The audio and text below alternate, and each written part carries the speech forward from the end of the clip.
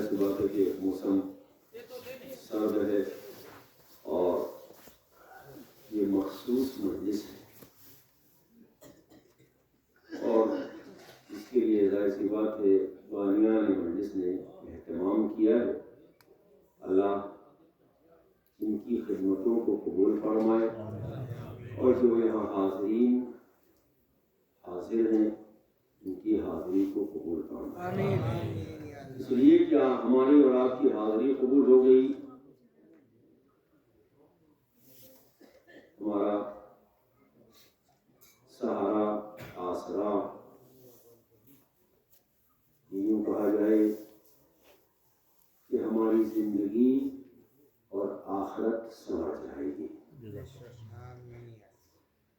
بس تھوڑی دیر متوجہ رہیے گا. حالانکہ پڑھنا تو ظاہر سی بات ہے بہت کچھ تھا، لیکن علماء کرام کی موجودگی میں زبان کو جو ہے کھولنا وہ ظاہر سی بات ہے کشائی کرنا بہت مشکل اور ممکنات میں سے ہوتا ہے.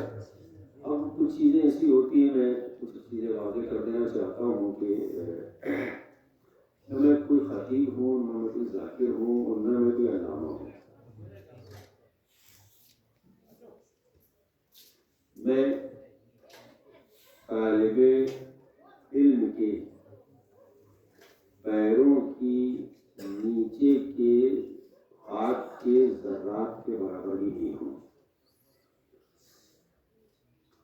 آیا اس لیے ہوں تاکہ ذکر سیدہ کرنے والوں میں ہمارا نام شامل ہو جائے. میں ایک چھوٹی سی بات کر کے اپنی بات کو آگے بڑھانا چاہتا ہوں، اس لیے کہ ابھی مجھے سردی لگ رہی ہے اور آپ کو بھی لگ رہی ہو یقیناً. جب میں کچھ پڑھوں گا تو شاید تھوڑی سی گرمی اور انشاءاللہ آپ میں بھی آئے گی، لیکن آپ کے انداز سے ہمیں نہ بہت زیادہ نالج چاہیے. صرف وہ کام کیجیے گا جس میں آپ کو بھی ثواب ملے اور ہمیں بھی ثواب ملے. اور وہ لفظ ہے سبحان اللہ. ٹھیک ہے؟ اور یہ سبحان اللہ بھی تعلیم کردہ اسی بیوی کا ہے کہ جس کا ذکر آج ہم کرنے جا رہے ہیں. جناب یوسف بازار مصر میں کیسے پہنچے وہ سب آپ کو معلوم ہے، کیسے خریدا گیا وہ سب آپ کو معلوم ہے. عزیز مصر کا سارا خزانہ ختم ہو گیا مگر یوسف کا پلہ بھاری تھا. لوگوں کی ظاہر سی بات عزیز مصر کے مقابلے میں کون آتا؟ دیکھا ایک ضعیفہ ہے، کمر خمیدہ ہے، وہ کھڑی ہوئی ہے. کہ تم کیوں کھڑی ہوئی ہو؟ کہا میں بھی یوسف کو خریدنا چاہتی ہوں. کہ لوگوں نے کہا کہ بھائی عزیز مصر کا خزانہ ختم ہو گیا، تم ان چند سکوں کے بدلے میں یوسف کو خریدنا چاہتی ہو. کہا خریدنا کون چاہتا ہے؟ کہا خریداروں میں اپنا نام لکھوانا چاہتی ہوں.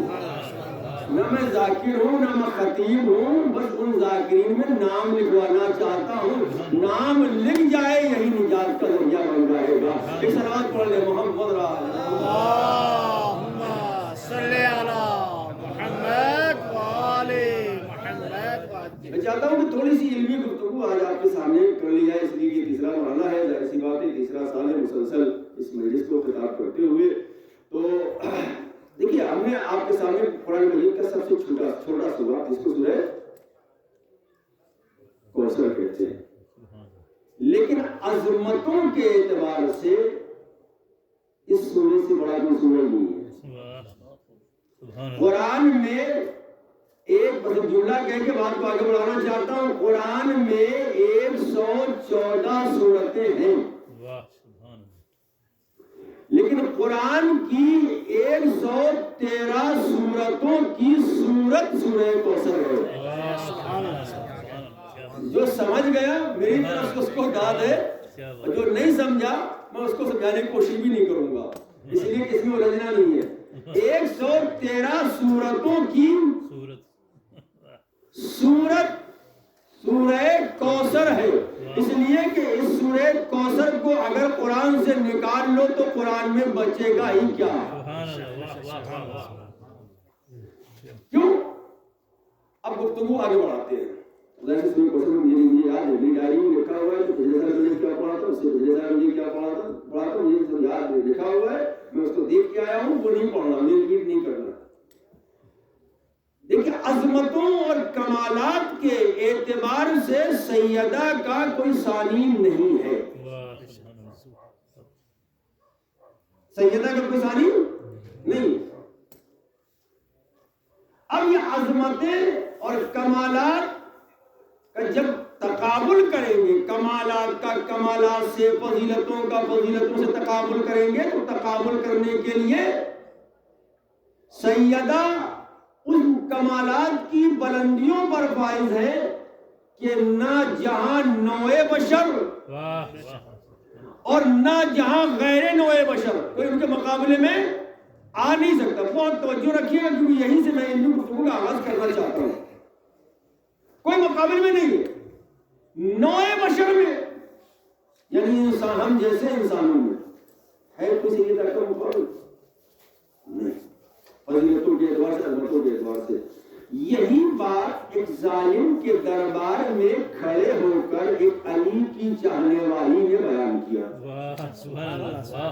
جب ظالم نے پوچھا کہ میں نام لینے سے گریز کروں گا، پوری مجلس میں میں جاؤں گا ہی نہیں، اس لیے کہ نام نے کیا رکھا ہے، پھر نام اگر فضیلت ہو تو لیے بھی جائیں، جہاں فضیلتیں ہی نہ ہو تو نام لینے سے فائدہ کیا ہوگا؟ اس لیے اپنی بات مکمل کر لو، نام کو گمنام ہی رہنے دو۔ تو اب کیا ہوا؟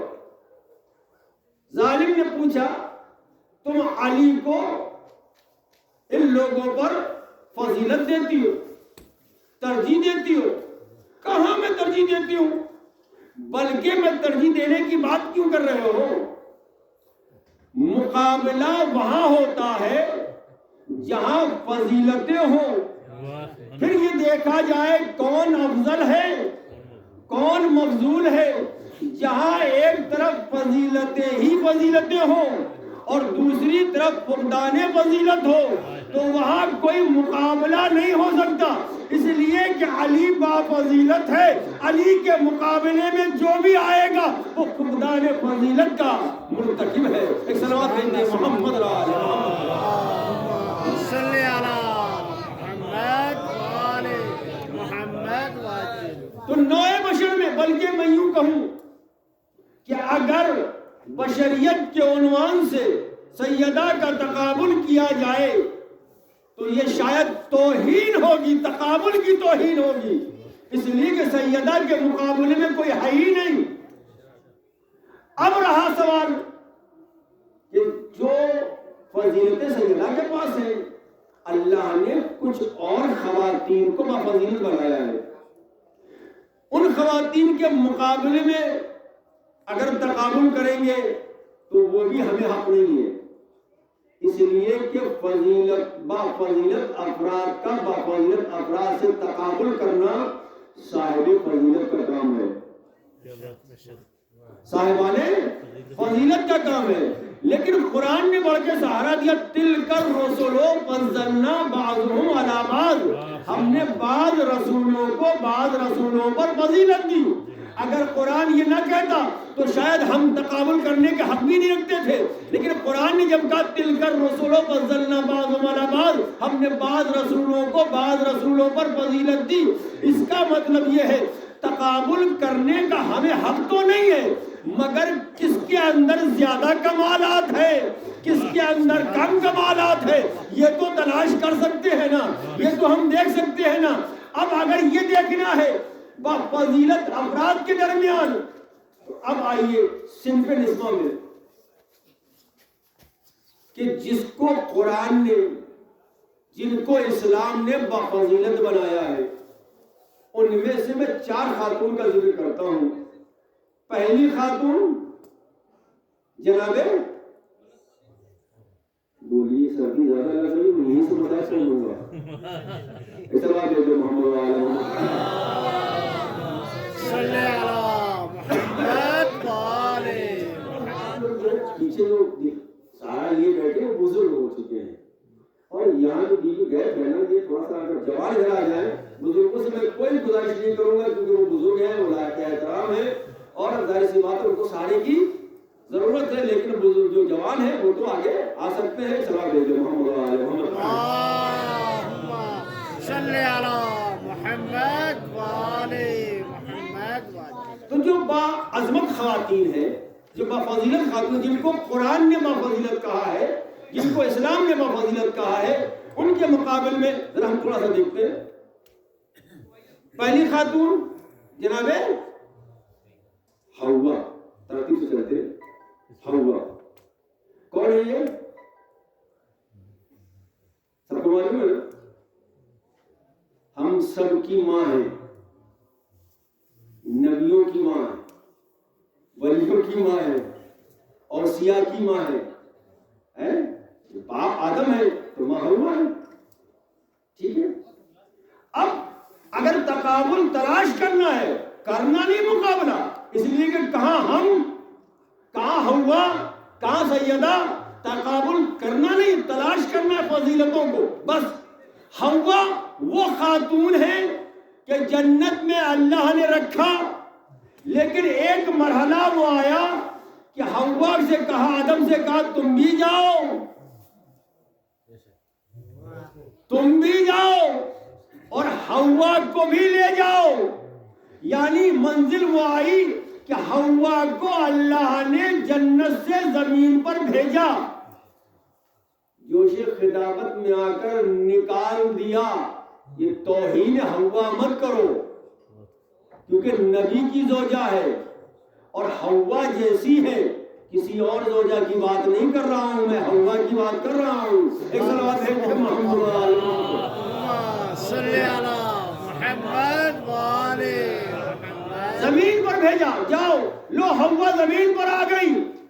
تو حوا وہ خاتون ہے کہ جن کو اللہ زمین جنت میں مہمانی کے طور پر رکھ کر زمین پر بھیج دیتا ہے لیکن سیدہ اس خاتون کا نام ہے کہ جب چاہے ہوا کیا حوا کو بھیجا آدم کو بھیجا جاؤ مگر یاد رکھنا لباس یہی چھوڑ کے جانا. اللہ اکبر. لباس یہی چھوڑ کے جانا کیوں اس لیے کہ تم ہمارے مہمان تھے اب تمہارے جانے کا وقت آ گیا ہم جاؤ مہمان تھے لے جائے گا نہیں. جو مالک ہوتا ہے اس کو اختیار ہوتا ہے چھوڑ دے یا لے کے جائے. تو حوا مہمان تھی جب زمین پر آئی لباس جنت وہی اتار لیا گیا وہی رکھوا لیا گیا لیکن جب سیدہ چونکہ مالک جنت تھی اس لیے جب چاہا حسنین کے لیے لباس منگوا لیا جب چاہا جنت سے کھانا منگوا لیا. ایک صلوات دے دیں محمد صلی علی محمد وعلے محمد وعلے. ایک اور صلوات پڑھ لیں محمد وعلے محمد صلی علی محمد وعلے. آئیے گفتگو اور آگے بڑھاتے ہیں. ابھی یہ نتیجہ جو ہوگا وہ قیامت خیز ہوگا اس کو توجہ سنیے گا. یہ وہ ہے چیزیں ہیں کہ اگر آپ جڑے رہیں گے تو نتیجے میں رک پائے گا. اگر جڑے نہیں رہیں گے آپ کا ذہن سردی میں زیادہ چلا گیا تو میں قصوروار نہیں. ٹھیک ہے تو حوا کو جب بھیجا یہاں پر ان کا لباس یہیں چھوڑ جاؤ جائیے آپ آگے ہو. لیکن جب سیدہ کی باری آئی کپڑے درزی کے یہاں ہیں وہ سب سنتے رہتے میں ان پہ جاؤں گا ہی صرف تدبیر دے رہا ہوں. اب آئی باری آسیہ کی. جناب آسیہ کون جناب آسیہ جناب موسیٰ کی پرورش کرنے والی فرعون کی زوجہ صرف گزروں گا میں فرعون کی زوجہ. لو صندوق آتا دکھائی دیا فرعون کے ساتھ بیٹھی ہوئی دریائے نیل کے کنارے. فرعون دریا میں اترا, ہاتھ بڑھایا, صندوق پیچھے چلا گیا. دوبارہ کوشش کی, صندوق پیچھے چلا گیا. دوبارہ کوشش کی, صندوق پیچھے چلا گیا. اب آسیہ نے کہا تم ٹھہر جاؤ, اب ہم آگے بڑھتے ہیں. آسیہ آگے بڑھی, جیسے ہاتھ بڑھایا صندوق آ گیا. اب تاریخ تو یہی کہتی ہے کہ پالا کس نے؟ آسیہ نے. تو جو ایک معصوم نبی کو پال لے, اس کا ذکر اللہ قرآن میں کر رہا ہے, جس کے لیے نبی اکرم افضل الانبیاء یہ کہہ رہے ہیں فاطمہ بضعۃ منی, فاطمہ میرا ٹکڑا ہے. ایک نبی کو پالا ہے, پرورش کی ہے ایک نبی کی. تو افضلیت کا معیار یہ ہے, افضلیت کا مقام یہ ہے کہ آج 4 باعظمت خواتین میں آسیہ کا نام آتا ہے. کیوں؟ اس لیے کہ نبی کو پالا ہے, نبی کی پرورش کی ہے. تو جب آسیہ کا یہ مقام ایک نبی کو پالنے سے ہے, تو جس کی آغوش میں دو امام پل رہے ہوں, جس کی آغوش میں علی کو, جس کے یوں کہا جائے پہلو میں علی کو سکون مل رہا ہو, جس کے گھر میں علی کو سکون مل رہا ہو, جس کی آغوش میں حسنین پل رہے ہو, جس کی آغوش میں زینب و کلثوم پل رہی ہو, جس کے لیے رسول یہ فرما رہے ہو فاطمہ تو ام ابیہا, فاطمہ اپنے باپ کی ماں ہے, اس کا مقابلہ کون کر سکتا ہے؟ ایک صلوات پڑھ لیں محمد آل محمد. اللہم صلی علی محمد وآل محمد. جناب سارا ان کے لیے آپ کو معلوم ہے کیا ہوا. جناب سارا جناب ابراہیم کی زوجہ, ان کی یادگار آج موجود ہے یا نہیں موجود ہے نا؟ جناب سارا کی یادگار, بلکہ یوں کہا جائے ان سے جو ہے آگے نسل نبوت کا سلسلہ آگے بڑھا ہے. تو ان کا ذکر قرآن میں ہے, سارے مسلمان مانتے ہیں, امت مسلمہ کے 73 فرقے مانتے ہیں. تو جس سے نبی کی نسل آگے بڑھے, جب اس کا یہ مقام ہے, تو جس سے اماموں کی نسل آگے بڑھے, جس کے لیے قرآن کہہ رہا ہو اِنَّا آتَيْنَاكَ الْكَوْثَرَ, اے رسول ہم نے تمہیں کوثر عطا کیا. اس کا مقام کیا ہوگا, اس کی عظمت کیا ہوگی. اب ایک منزل آتی ہے, جلدی سے گفتگو آگے بڑھانا چاہتا ہوں. ایک جناب مریم, میں سارے فضائل کی طرف جا نہیں رہا ہوں, اس لیے میں ڈیٹیل نہیں جا رہا ہوں. جناب مریم کے لیے اتمام مشہور یہی ہے کہ جس کمرے میں رہتی تھی جناب زکریا اس کو جو ہے بند کر کے چلے جاتے ہیں. اس کی تاریخ کے اسباب ہیں, کیوں کیا کیا اسباب تھے, کیوں ایسا کر رہے جناب زکریا, وہ سارے مراحل ہیں تاریخ کے. اب کیا ہوا کہ جب وہ جناب زکریا واپس آتے تو کیا دیکھتے تھے, ان کے پاس تو تازے پھل موجود ہے, کالی کہاں سے آئے. جناب مریم کہتی تھی کہ ہمارے خدا نے بھیجی تاریخ ہے, میں سے گزر رہا ہوں. تو جہاں جنت کے پھل آ رہے ہیں, یا یوں کہا جائے مریم اس خاتون کا نام ہے کہ جن کے یہاں اگر بچے کی ولادت ہو تو اللہ یہ کہے کہ یہاں سے چلے جاؤ, اس لیے کہ یہ مقدس مقام ہے, یہاں بچے کی ولادت نہیں ہو سکتی. یہ مقام مریم ہے, یہ مقام سیدہ ہے کہ شوہر اللہ نے ایسا عطا کیا کہ خانہ کعبہ میں ولادت ہے, مسجد میں شہادت ہے. ایک صلوات پڑھ لیں محمد صلی علی محمد وآل محمد. سے میرا صلوات پڑھ لیں محمد صلی علی محمد وآل محمد. اب سیدہ کا مقابلہ نوع بشر میں ممکن نہیں ہے, بلکہ جن جو بافضیلت اللہ نے خواتین جن کو بنایا ہے ان کے مقابلے میں بھی ان کا مقابلہ سیدہ سے نہیں ہے. اب آئیے مردوں کی باری. ہے کوئی مرد جو سیدہ سے فضیلت کے مقابلے میں آ جائے؟ کہا نہیں۔ کہا کیوں؟ دلیل کیا ہے؟ کہا دلیل یہ ہے کہ رسول نے فرمایا اگر علی نہ ہوتے تو سیدہ کا کوئی کفر نہ ہوتا، پہلے علی کا مقابلہ کر کے تو دکھاؤ، بعد میں سیدہ کا تقابل کرنا۔ جب علی کے برابر نہیں ہو سکتے تو سیدہ کے برابر کیسے ہو سکتے ہو؟ ایک سوال پڑھیں محمد اللہم صلی علی محمد وآل محمد۔ نتیجہ جلدی سے، نتیجہ یہ ہوا اس چیپٹر کا جو میں نے آپ کے خدمت پیش کیا، نتیجہ یہ ہوا نوع بشر میں کوئی ان کے مقابل میں نہیں ہے، نہ ازواج انبیاء میں، نہ نبیوں کی بیٹی میں، نہ نبیوں کی ماؤں میں کوئی سیدہ کے مقابل میں نہیں، مردوں میں بھی کوئی سیدہ کے مقابل نہیں ہے۔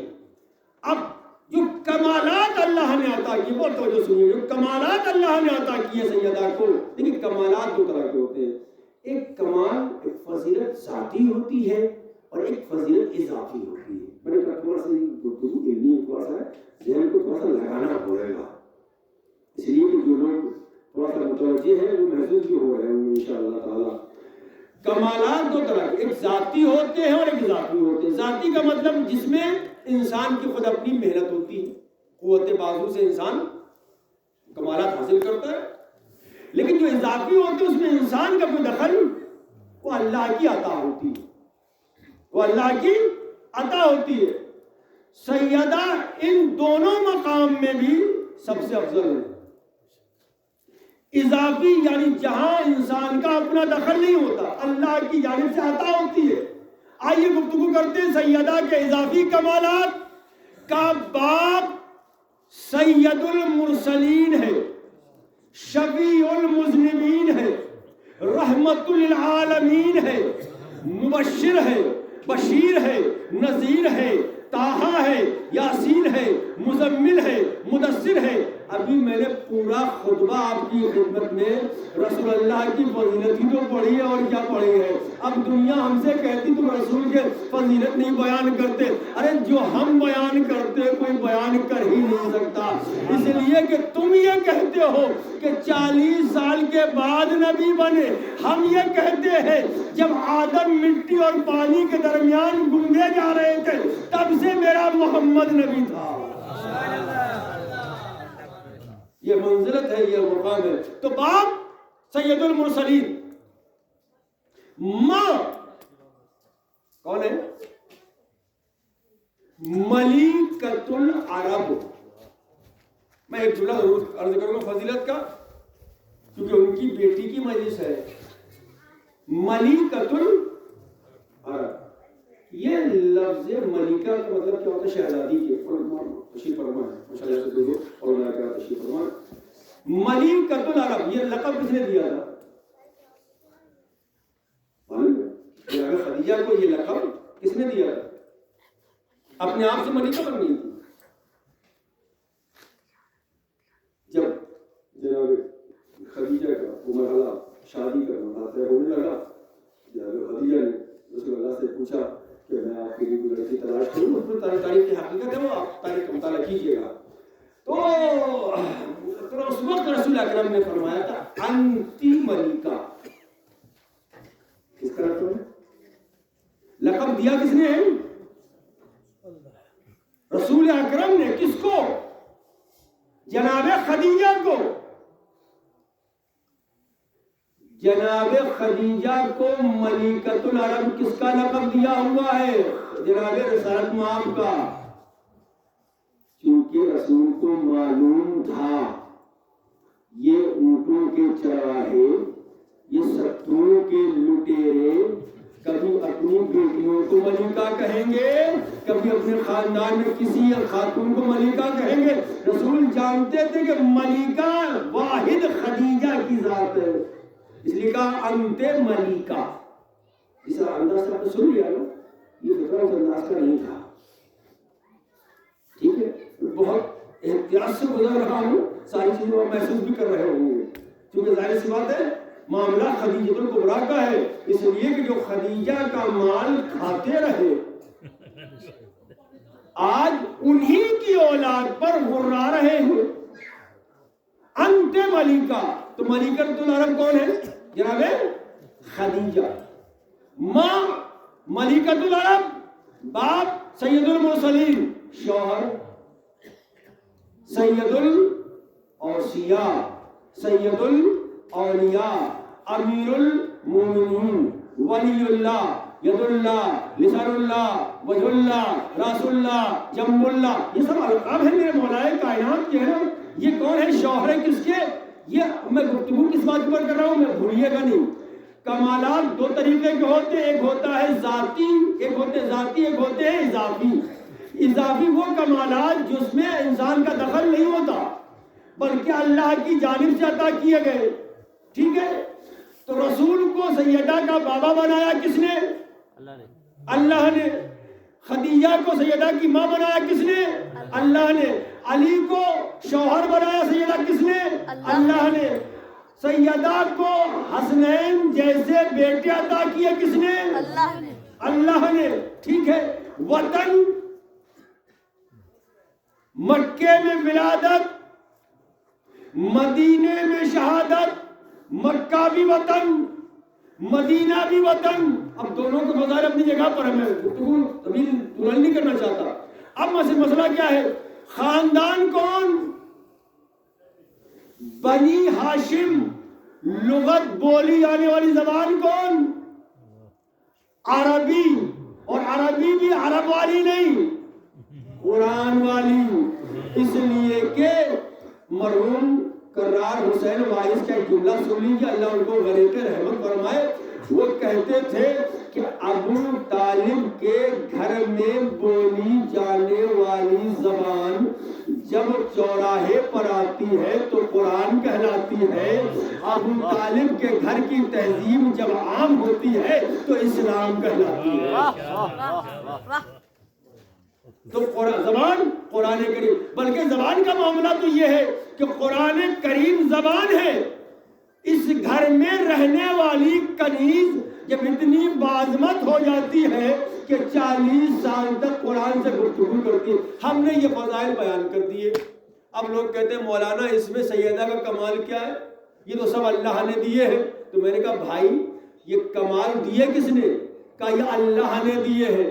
تو اللہ بھی کمال انہی کو دینا چاہ رہا تھا، کسی اور کو کیوں نہیں دیے؟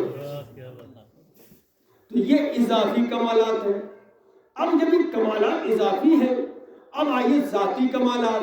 اب ذاتی کمالات کی دو قسمیں ہیں، میں گفتگو تھوڑا سا آپ کو متوجہ کریں، نتیجہ بہت قیامت خیز ہوگا چونکہ وقت بہت تیزی سے گزر رہا ہے۔ ذاتی کمالات یعنی انسان کے اپنی قوت سے کمائے ہوئے، زور بازو سے کمائے ہوئے، حاصل کیے ہوئے، ان کو کہتے ہیں ذاتی کمالات۔ اب ذاتی کمالات میں بھی انسان محنت کرتا ہے، مشقت کرتا ہے، لیکن لطف پروردگار شامل حال ہوتا ہے، تبھی انسان کمالات کی بلندیوں پر پہنچتا ہے۔ انسان محنت کرتا ہے، دن رات محنت کرتا ہے، ڈاکٹری پڑھتا ہے، انجینئرنگ پڑھتا ہے، لیکن جب امتحان میں آتا ہے تو دعا مانگ کے جاتا ہے۔ ہر انسان اپنے اپنے اعتبار سے اپنے اپنے معبود سے دعا مانگتا ہے، کوئی کہیں مانگتا، کوئی کہیں مانگتا، کوئی کہیں مانگتا۔ اس کو معلوم محنت ہماری ہے، نتیجہ اس کے ہاتھ میں ہے۔ اس کا مطلب یہ ہے کہ محنت انسان کی ہوگی مگر پھر بھی اللہ کا لطف شامل حال ہوگا۔ اب سیدہ کے جسمانی کمالات، ذاتی کمالات کی دو قسمیں، جسمانی اور روحانی۔ جسمانی کمالات میں دو منزلیں ہیں، ایک اللہ کی طرف سے، ایک خود انسان کا اپنا ارادہ ہے۔ اب سیدہ کا ذاتی جسمی فضیلت یہ ہے کہ روزے کو رکھنا سیدہ کا کام تھا، آیت کو بھیجنا یہ اللہ کا کام تھا۔ اس کا مطلب یہ ہے اب دنیا نہ جسمانی اعتبار سے سیدہ کا مقابلہ کر سکتی ہے، نہ روحانی اعتبار سے مقابلہ کر سکتی ہے۔ ایک صلوات پڑھ لیں محمد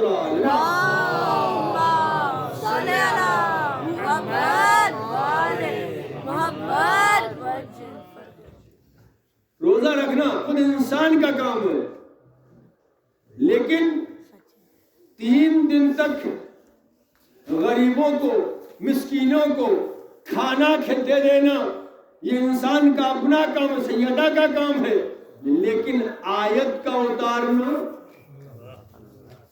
اللہ کا کام ہے۔ تو یہاں پر بھی کوئی مقابل میں نظر نہیں آتا، بہت توجہ رکھیے گا۔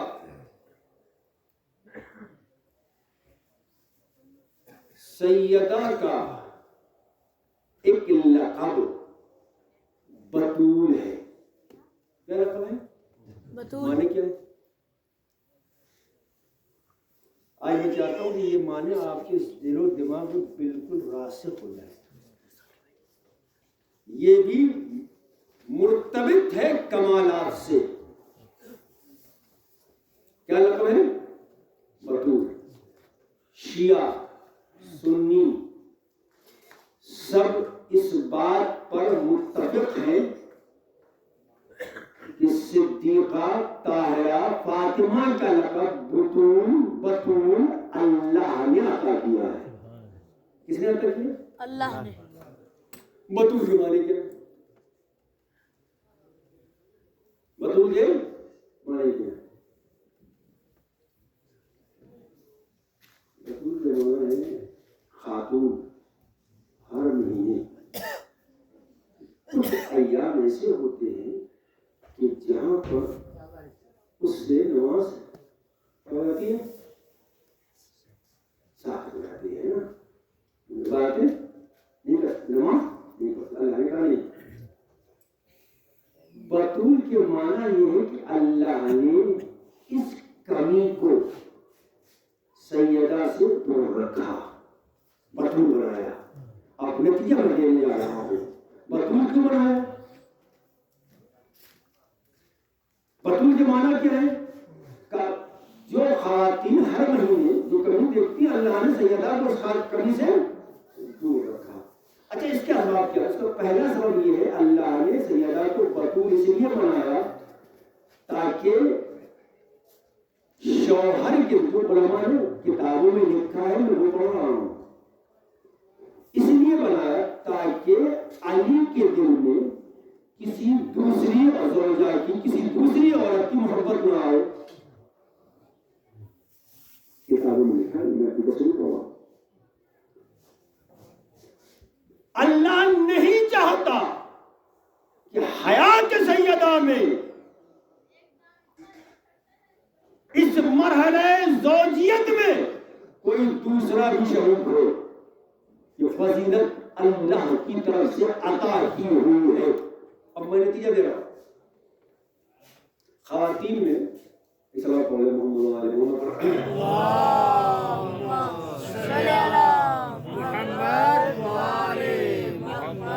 خواتین میں 3 نقص ہوتے ہیں۔ ایک ہے نقص عبادت،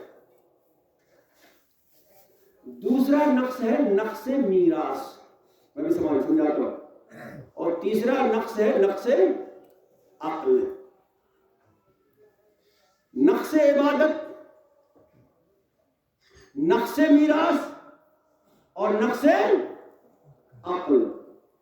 نقص عبادت جو میں نے ابھی بات کی، ہر مہینہ خاتون کچھ دن عبادت سے محروم، کمی ہے یا نہیں ہے؟ ٹھیک ہے۔ دوسرا نقص نقص میراث، یہ کیا ہے؟ کا خاتون کا حق مرد کے مقابلے میں سنگل ہے، مرد کو ڈبل ملے گا۔ ٹھیک ہے، یہ تو ہے نا۔ کوئی انسان اپنی زندگی میں 900 روپے چھوڑ کے جا رہا ہے، میں مالی مثال دیتا ہوں، چلا گیا اس دنیا میں، اب میراث تقسیم ہو رہی ہے، ایک بیٹا ہے ایک بیٹی ہے، تو میراث کس سے کیسے وہ ملے گی؟ کا 600 روپے کس کو ملیں گے؟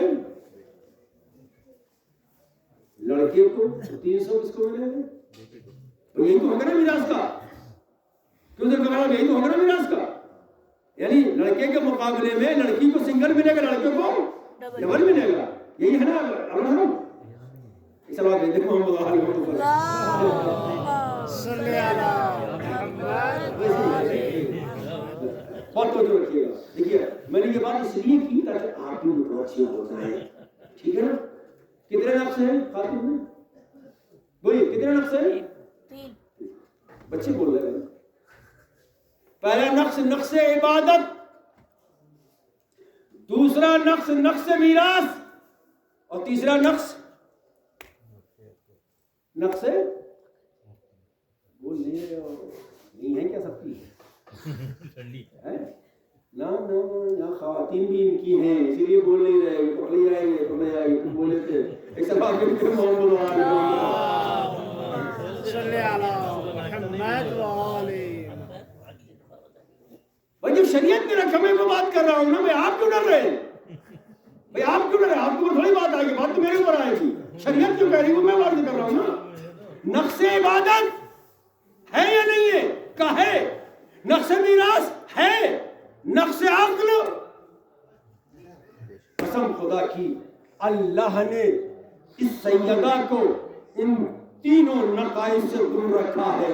आवाज दी, इन्नमा युरिदुल्लाहु लियुज़हिबा अन्कुम रिज्सा अहलल बैत व युताहिरकुम तत्हीरा। अब मैं वजाहत कर रहा हूँ, नक्श इबादत हर महीने औरत इबादत से महरूम रखती है।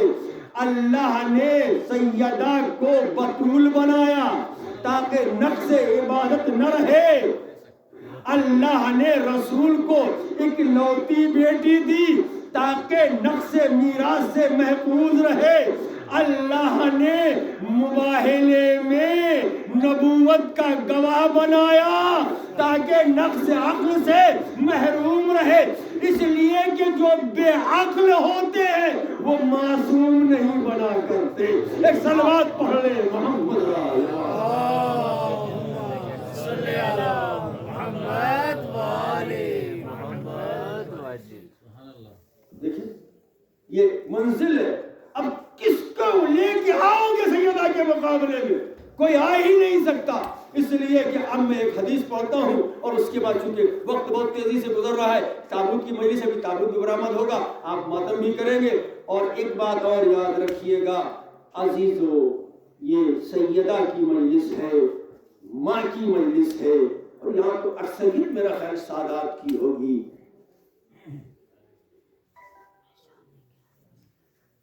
माँ की मजलिस में बेटों को दावत नहीं दी जाती। माँ की मजलिस में बेटों को दावत नहीं, और अगर बेटा माँ की मजलिस में शरीक न हो, दुनिया की निगाह में गिर जाता है। सैयदा खास तौर से वो सादात हैं ना, जितने भी शिया हैं सबकी माँ सैयदा है। खास तौर से चाहे वो काज़मी हो, चाहे वो ज़ैदी हो, चाहे वो अलवी हो, चाहे वो रज़वी हो, कोई भी सैयद, सिलसिला कहाँ जा रहा है? सैयदा तक जा रहा है। और इन मजालिस का मेयार दूसरी मजालिस से अलग है, इसलिए कि उन मजालिस में कोई भी आ सकता है, इन मजालिस में हर कोई नहीं आता, हर कोई नहीं आता। उसके पीछे असबाब क्या क्या है वो आप तलाश कीजिएगा, आपको मिलेगा। हर कोई नहीं आता, इसलिए कि यहाँ आने के लिए जिस तरीके से वहाँ जो इंसान आता है, हम हुसैन से मोहब्बत करते हैं, हम हुसैन से मोहब्बत करते हैं, दुश्मन से नफरत करते हैं, यहाँ का मेयार बदल जाता है। अगर सैयदा से मोहब्बत है तो कातिले सैयदा से नफरत भी होना चाहिए। बहुत अजीम हदीसें हैं, जहाँ भी हो तुम्हें इत्तला मिल जाए वहां पहुंच जाओ। मैं क्यों ना हो करूं, इन मजा مجالس میں ہر کوئی کیوں نہیں آتا؟ جس طریقے سے سیدہ نے کہا تھا یا علی میرے جنازے میں میرے پاس استعمال کر رہا ہوں آہستہ، ان کو شریک نہ کرنا۔ تو جن کو اذن ملتا ہے، اللہ کوئی مجبوری، کسی کے ساتھ کوئی مشکل، وہ ایک الگ مرحلہ ہے۔ انسان کے دل میں طرف ہے، ادھر طرف پیدا ہوئی، ادھر ثواب شروع ہو گیا، ادھر نیت ہوئی کہیں جانا ہے، کسی وجہ سے نہیں جا سکا، مثال کو بزرگ نہیں آ سکے، کوئی بزرگ نہیں آ سکتی کی وجہ سے نیت تھی آنے کی، وہ مرحلہ الگ ہے۔ لیکن باقاعدہ طور پر شرکت، میں سمجھتا ہوں، میں جملہ کرنا چاہتا ہوں، سید رہبر انقلاب سید علی خامنہئی ایک جملہ کہتے ہیں، جب انہوں نے ان سے کسی نے پوچھا کہ آپ یہ اتنا اہتمام آپ ایام فاطمیہ میں کرتے ہیں، آپ 3 مجلسوں مستقل شروع مہینے سے لے کے آخری مہینے سے بیٹھتے تھے، امام مقمانی امام بارگاہ حسین امام مقمانی، وہ کسی نے پوچھا ان سے کہ ایسا کیوں کرتے ہیں آپ؟ اپنی مجالس میں جاتا ہوں، اپنی ماں سے اپنے ملک کے سال بھر کا رزق حاصل کرتا ہوں، سال بھر کا رزق حاصل کرتا ہوں، اس مجالس سے، اس لیے کہ کوئی معمولی کردار نہیں ہے، یہ وہ باعثرت کردار ہے، یہ وہ مقام بافضیلت خاتون ہے جس کے لیے ہمارے اور آپ کے وقت کا امام یا امام حسن دونوں اماموں سے ملتا ہے، اور مانتے ہیں 11ویں امام نحن حجت اللہ علی خلقہ، ہم ائمہ یعنی ہم 11 امام، 12واں امام ابھی دنیا میں نہیں ہے، ان کو لائن میں پورے 12، اسی کے آخری امام کا اسی میں قول ہے حجت اللہ علی خلقہ، ہم ائمہ اللہ کی مخلوق پر حجت ہے، اور میری ماں یا میری جدہ فاطمہ بنت محمد ہم ائمہ پر حجت ہے۔ اس کو اندازہ کیجیے، غور کیجیے، کیونکہ معمولی نہیں آئے چلے گئے، جانتے ہو مجالس میں کون آیا ہوگا، کون ہوگا اس مجلس میں، کس اعتبار سے آئے گے؟ رسول اکرم ہوں گے، انبیاء ہوں گے، اولیاء ہوں گے۔ اب میں ایک روایت پڑھتا ہوں تو اس کے آخر میں 2-3 جملے مسائل کو پڑھتا ہوں، اس لیے کہ وقت بہت تیزی سے ختم ہو رہا ہے، 1 گھنٹے میں گفتگو ختم کر دوں گا میں۔ علماء بیان کرتے ہیں، کتابوں میں ذکر ہے، اس سے پہلے ایک چھوٹا سا واقعہ کرتا ہوں، اگر کوئی مشکل آئے، کوئی پریشانی آئے، بیوی کو وسیلہ بناؤ، جتنی جلدی مشکل یہاں سے حل ہوتی ہے شاید کہیں سے نہیں ہوتی، شاید کہیں سے نہیں ہوتی، بڑی طرح وہاں سے نہیں ہوتی، اس لیے کہ اللہ میرا اپنا ان کا ہے چل رہا ہے، اس لیے کہ مشکل کشادی زوجہ ہے،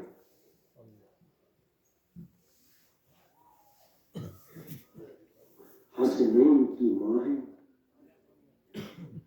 اور باب الحوائج حضرت عباس کو اپنا بیٹا کہا ہے،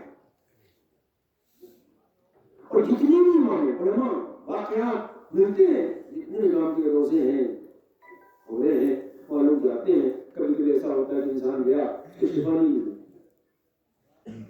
ایک واقعہ میں آپ کو بتاتا ہوں، محمد رضا غریب کے حرم میں خاتون دور دراز جہاز سے وہیں ایران کی رہنے والی آتی ہے، اور اس کے شوہر کے حالات کیا تھے، گھر کے حالات کے، بچہ بیمار تھا، تو بہت پریشان ہونے معلوم کہاں کہاں دکھایا، آخر میں شوہر سے کہتی ہے کہ میں جا رہی ہوں امام کے پاس. وہ پریشان ہو گئے, کتنا پریشان ہو گیا, پھر کچھ بھی کہنے لگتا ہے ٹھیک ہے جاؤ دیکھتے ہیں کہ تمہارے امام شفا دیں گے نہیں دیں گے. وہ کہا آئیے چلیے. 7 دن کا وقت لے کے آئی تھی, مسافر خانے میں رکی. پہلے دن بچے کو لے کے آئی حرم میں, توسل کیا امام سے, شفا نہیں ملی. دوسرے دن بھی توسل کیا. اب 2 دن گزر گئے, تیسرے دن کہتے ہیں وہ جواب ٹھیک ہے. اب جا کے شوہر کو جواب بھی دینا. اس امید سے, اس بھروسے سے, یقین سے آئی تھی کہ امام کے یہاں سے شفا مل جائے گی, مگر شفا نہیں ملی. یہ واقعہ خود میں نے حرم امام حسین علیہ السلام میں, جو وہاں پر جو مجالس ہوتی ہیں جہاں پہلے کبھی جو ہے وہ پھول ملا کرتا تھا, وہ خود ان خطیب کے زبان سے واقعہ سنا. میں آپ کو بتاؤں تو کہتے کہ وہ 3 دن گزر گئے. ایسی بات جیسے دن گزرتے جا رہے ہیں اس کو فکر یہ بھی کہ بچہ بھی شفا یاب نہیں ہوا اور شوہر کو جواب کیا دیں گے. 4تھا دن بھی گزر گیا, 5واں دن بھی گزر گیا. آپ 7 دن کے لیے آئی تھی, 7 دن کی آپ لے کے آئی تھی. 7واں دن جب آیا, اب یہ بیٹے کو اپنے ساتھ حرم لے کے نہیں آئی, مسافر خانے میں چھوڑ دیا. آئی اور آنے کے بعد امام کی زمین سے چپک گئی, رو رہی ہے, گریہ کر رہی ہے. تو کہا مولا میں آپ سے شفا کے لیے آئی تھی, وہ شفا نہیں ملی. مولا آپ اپنے شوہر کو کیا جواب دوں گی؟ خیر جملے جو ہے اس کے بعد جملہ کہتے مولا ٹھیک ہے شفا دیں نہ دیں آپ کی مرضی ہے, مگر مولا شفا لینے کے لیے آئی تھی, آپ نے شفا نہیں دی کوئی بات نہیں, مگر میں آپ کی دادی سے شکایت ضرور کروں گی. میں آپ کی دادی سے شکایت ضرور کروں گی. یہ جملہ کہہ کے وہاں سے نکلی. اب بچے کو لے کے واپس جانا ہے. جیسے مسافر خانے کے قریب پہنچی, دیکھا بھیڑ لگی ہوئی ہے. تب کیا ہوگا, یہ سوچے کہ ایسا تو نہیں میرا بچہ بڑھ گیا ہو. جو کہ تیز قدموں سے آگے بڑھی, مجھے کیا ہوا؟ ایک بچے نے شفا پائی ہے, ایک بچے نے شفا. یہ دوڑ کے اس لڑیوں کو چیرتی ہے, وہاں پہنچی تو کیا دیکھا کوئی اور نہیں تھا, یہ اس کا اپنا بچہ تھا. یعنی اگر تم اماموں کے روزے میں جانے کے بعد اماموں کو سیدہ کا واسطہ دو گے, بہت جلد قبول ہوگی دعا, بہت جلد مشکلات آسان ہوں گی. اس لیے کہ سیدہ میں بہت مشکل ہو جائے گی. فرماتی ہوں سبت اللہ صاحب اللہ سبت اللہ صلی اللہ بابا, آج کے بعد مصیبتوں کے پہاڑ توڑ دیے گئے. اگر پیغمبر پر پڑھتے تو راتوں میں تبدیل ہو جاتے. ہاں یہ بہت سخت منزل ہے. کچھ مقامات ایسے ہیں عزیزوں جہاں سے یہ تشریف لاتی ہے. میں نے کہا کتابوں میں موجود ہے اور اس بات کو بیان کرتے ہیں. وہ 2-3 مقامات سن لیجئے اور میں اس کو ختم کر دوں گا عزیزوں, اور اس کے بعد انشاءاللہ تابوت کی زیارت کریں گے. بس یہ سوچ کے کرنا تابوت کی زیارت. کل سیدہ کے جنازے میں کل 7 لوگ شریک تھے.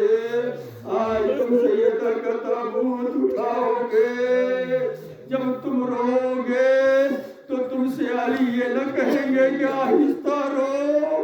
کل جب حسنین رو رہے تھے نا مدینے میں, علی کہہ رہے تھے شہزادو آہستہ رو. ارے بچے اپنی اپنی آستینوں کو منہ میں دبا کے رو رہے تھے. اجرکم اللہ, خدا کوئی غم سوائے غمیر بیت علیہ السلام کے چند مقامات ایسے جہاں سیدہ خود تشریف لاتی ہے. پہلا مقام وہ ہے جب فرشادہ حسین ملتی ہے نا, سیدہ تشریف لاتی ہے. سیدہ اکیلے نہیں آتی, حسین کی 4 سالہ بچی بھی آتی ہے. مجلس کے شروع ہونے کا وقت اس وقت سے بیٹھ جاتی ہے. سکینہ بار بار دادی سے پوچھتی, دادی میرے بھیا پہ رونے والے کب آئیں گے, میرے بابا پر رونے والے کب آئیں گے.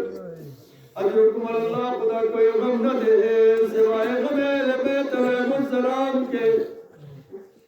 سیدہ تشریف لاتی ہے. دوسرا مقام وہ ہے جب مومن دنیا سے جانے لگتا ہے تب معصومین تشریف لاتے. روایت ہے کہ 4 معصومین تشریف لاتے ہیں.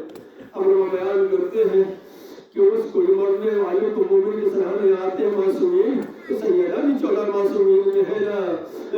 مرنے والے کو کلمہ شہادت تلقین کیا جاتا ہے، سورہ یاسین پڑھا جاتا ہے، مگر جب دیکھا جاتا ہے کہ اس کا بالکل آخری وقت ہے نا، تو ایک مرتبہ عزیز کیا کرتے ہیں، اس کے حلق میں اس کے منہ میں پانی ڈالتے ہیں، جیسے پانی ڈالا جائے لگتا ہے سیدہ وہاں سے دور ہٹنے لگتی ہے، حسین اپنی ماں کا ہاتھ کو پکڑتے ہیں، ماں یہ میرا مرتبدار ہے، کہاں جا رہی ہے؟ ماں فرماتی بیٹا مجھ سے یہ منظر دیکھا نہیں جا رہا، اس لیے کہ آج تمہارا آزادار اس دنیا سے جا رہا ہے، ارے اس کو تو پانی پلایا جا رہا ہے، ارے کل کربلا کے میدان میں ارے میرا لال حسین اجرکم اللہ، خدا کو یہ غم نہ دے سوائے غم اہل بیت علیہ السلام کے۔ ایک مقام وہ ہے جب مومن کو دفن کر دیا جاتا ہے، وہاں پر بھی علی و فاطمہ موجود رہتے ہیں، اے میرے لال کے ماتمدار راتوں کو جاگ کر میرے حسین پر رونے والے، ارے قبر میں آ جا، زہرا تمہارا استقبال کرتی ہے، علی تمہارا استقبال کرتے ہیں۔ ایک مقام اور ہے عزیزو، ایک مقام اور ہے عزیزو، وہ مقام وہ ہے جب قبر امام حسین علیہ السلام کا مقام ہے، سیدہ وہاں موجود رہتی ہے، جب ظاہر زیارت کے لیے جاتا ہے، اے میرے حسین کے ظاہر، ارے حسین کی ماں تمہارا استقبال کرنے کے لیے حاضر ہے۔ ایک مقام اور جلدی جلدی میں گفتگو آگے بڑھا رہا ہوں، ایک مقام اور ہے عزیزو، جب سیدہ تشریف لائیں گی وہ مقام میدان محشر ہوگا، آواز آئے گی اہل محشر اپنی آنکھوں کو بند کر لو، اس لیے کہ اب رسول کی بیٹی آ رہی ہے، رسول والی بھی ہوں گے، ان سے بھی کہا جائے گا آنکھوں کو بند کر لو، فرمائیں گے بار لہا، رسول اللہ کہیں میں تو سیدہ کا بابا ہوں، میں کیوں آنکھوں کو بند کروں؟ علی کہیں گے میں تو سیدہ کا شوہر ہوں، آواز آئے گی ارے سیدہ اس عالم میں آ رہی ہے کہ آپ بھی برداشت نہ کر سکیں گے، اب سیدہ میدان محشر میں آئیں گی، ارے ایک ہاتھ میں عباس کا کٹا ہوا بازو ہوگا، ایک ہاتھ میں حسین کا کرتا ہوگا، ارے اہل محشر میں کوہرام برپا ہوگا۔ بس مجھے جہاں تک لے کے آنا تب منزل سے قریب ہو گیا عزیزو، ایک مقام جو علماء بیان کرتے ہیں، سیدہ تشریف لائیں گی جب ہمارے وقت کا امام ظہور کرے گا، اور بس عزیزو پرسہ دینا ہے آخری امام کو، اس لیے کہ پردہ غیب میں موجود ہے، ارے دادی کے قاتلوں سے انتقام کے لیے بے چین، مولا حسین کے قاتلوں سے انتقام لینے کے لیے بے چین، اپنے ظہور کی دعا خود امام بھی کر رہے ہیں، انتظار میں ہے کب حکم پروردگار ہو۔ لوگ علماء بیان کرتے ہیں جب سیدہ کا پہلو شکستہ ہوا، محسن کی شہادت ہوئی تو سیدہ نے علی کو نہیں پکارا، آواز دی یا مہدی ادرکنی، اجرکم اللہ، اجرکم اللہ۔ بس میرے مجلس کو اختتام کی منزل پر لے کے آ گیا عزیزو، ابھی آپ تابوت اٹھاؤ گے، اس لیے کہ رونے میں کنجوسی نہ کرنا، ارے بلند آواز سے رونا، اس لیے کہ مدینے میں حسنین بلند آواز سے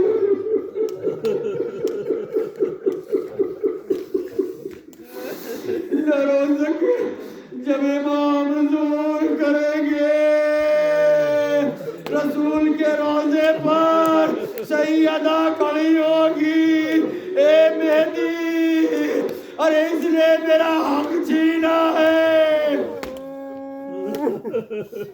اے مہدی بھرے دربار میں مجھے جھٹلایا ہے، اے مہدی میرے بابا کی تحریر کو ٹکڑوں میں تبدیل کیا ہے۔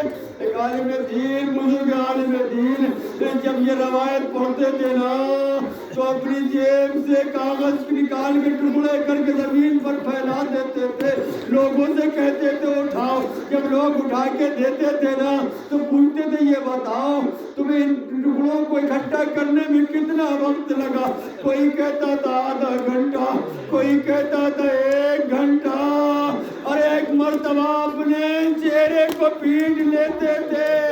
ہائے سیدہ کی مظلومی چند لمحوں میں ضعیفہ ہو گئی، کمر جھک گئی، سر کے بال سفید ہو گئے۔ اجرکم اللہ، اجرکم اللہ، خدا کوئی غم نہ دے سوائے غم اہل بیت علیہ السلام کے۔ اس کے بعد سیدہ فرمائیں گی اے مہدی، اس نے میری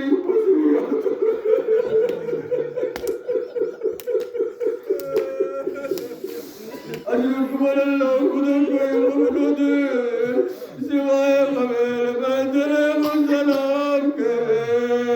فرماتی مہدی، اس نے میری پسلیاں توڑی ہے۔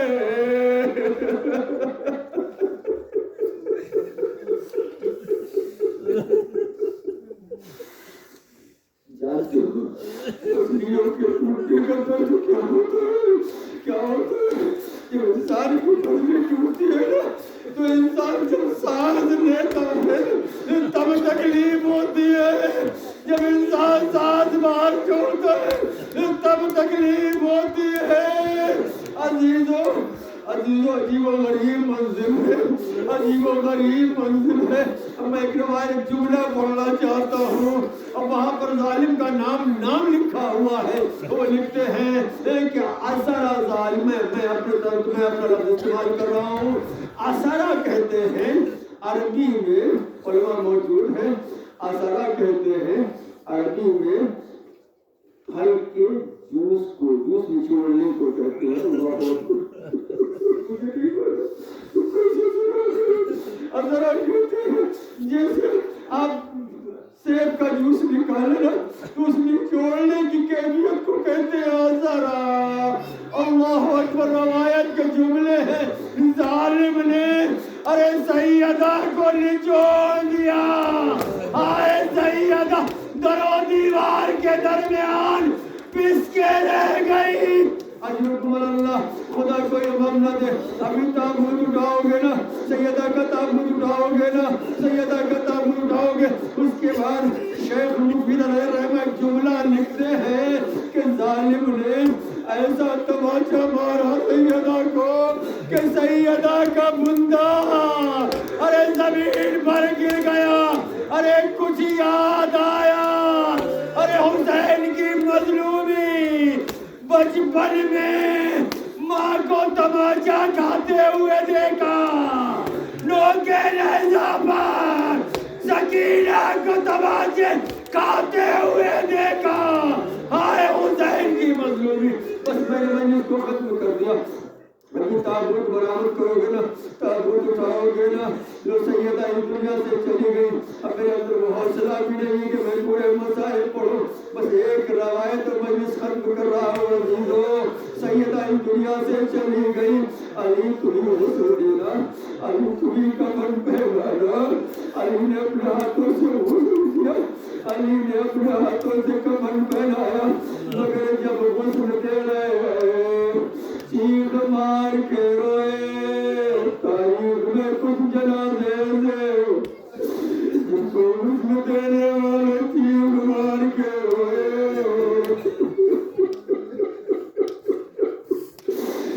ارے بیوی سیدہ جمالی غسل دے رہے، ایک مرتبہ چیخ مار کے روئے۔ سلمان کھڑے تھے، جب مولا فارغ ہو کے آئے ایک مرتبہ سلمان نے پوچھا، مولا اے میرے صابر امام، ارے چیخ مار کے رونے کا سبب کیا تھا؟ علی فرماتے سلمان، ارے سیدہ کا پہلو شکستہ، ارے مجھے نہیں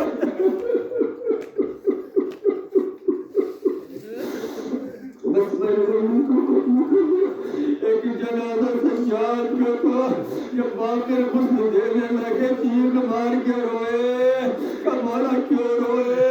قادیانوں کے صدمے ابھی بھی تازہ تھے۔ ایک جنازہ اور ہے، وہ سیدہ کی پوتی سکینہ کا ہے۔ جب قید خانے میں حضرت غسل دیا جانے لگا تو غسالہ چیخ مار کے روئی، اے بیویوں کیا اس کو کوئی بیماری تھی؟ کیا ہوا؟ کیا جسم سے کپڑا چپک گیا؟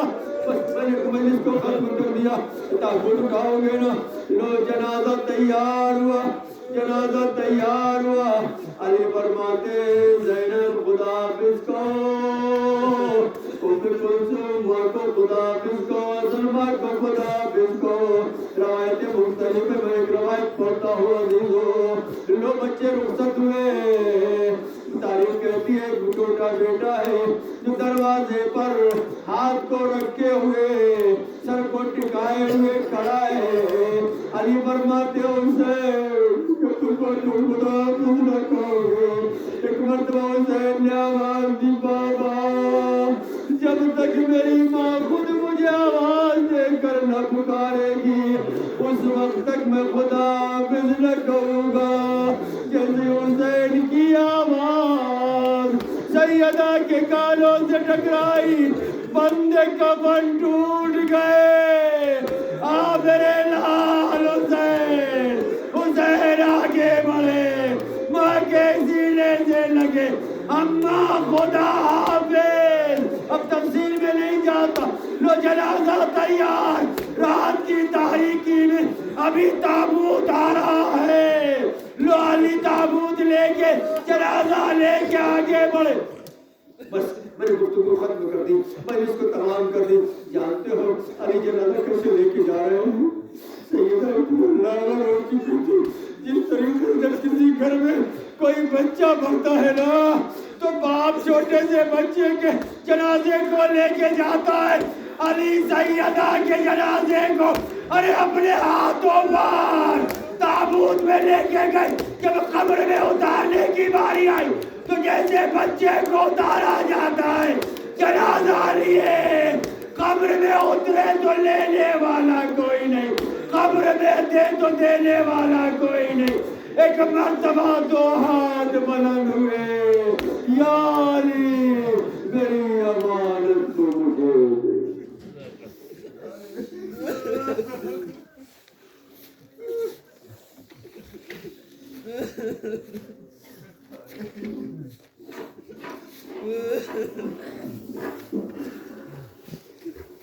سیدہ طاہرہ